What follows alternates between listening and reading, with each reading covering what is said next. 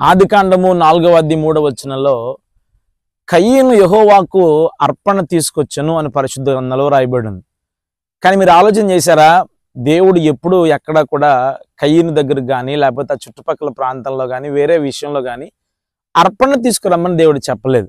కానీ వ్యక్తి out of reverence and out of love తనకున్న ప్రేమను బట్టి, దేవుడి మీద తనకున్న గౌరవ మర్యాదను బట్టి దేవుడు అడగకపోయినా అర్పణ తీసుకొస్తున్నాడు. అయితే అడగకపోయిన అర్పణ తీసుకొచ్చిన వాటిలో తమ పంట పొలములో కొన్ని వాటిని తీసుకొచ్చాడు.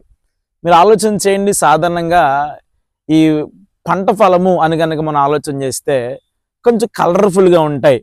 టమాటోస్ అని, ఉల్లిపాయలని, పచ్చిమిరకాయలని, క్యాబేజీ అని, పర్పుల్ కలర్లో ఉన్న వంకాయలు కానీ ఇలా కొన్ని చూస్తే కలర్ఫుల్గా ఉన్నాయి. కానీ కింద దేవుడు దాన్ని అంగీకరించలేదు.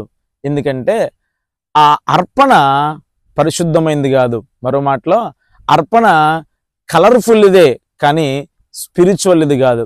ఈరోజు చాలా మంది లక్షణాలు ఇదే. వారు ప్రేమిస్తున్నారు, దేవుడు అడగకపోయినా పాడుతున్నారు, దేవుడు అడగకపోయినా దేవుని కొరకు బోలైన కార్యాలు చేస్తున్నారు, అడగకపోయినా తమ ప్రేమను దేవుడి మీద చాటుకుంటున్నారు. కానీ అంతా కలర్ఫుల్గా ఉంది కానీ స్పిరిచువల్గా లేదు. దేవుడు నా జీవితంలో నీ కలర్ఫుల్నెస్ని దేవుడు చూడడు కానీ మన స్పిరిచువాలిటీని మాత్రమే దేవుడు చూస్తాడు.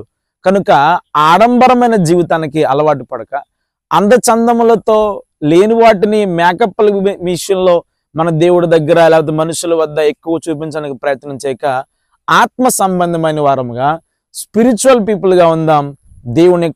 మనం దేవునికి ఇచ్చే అర్పణను అంగీకరించబడదాం, ఆమోదించబడదాం, ఆస్వాదించబడదాం.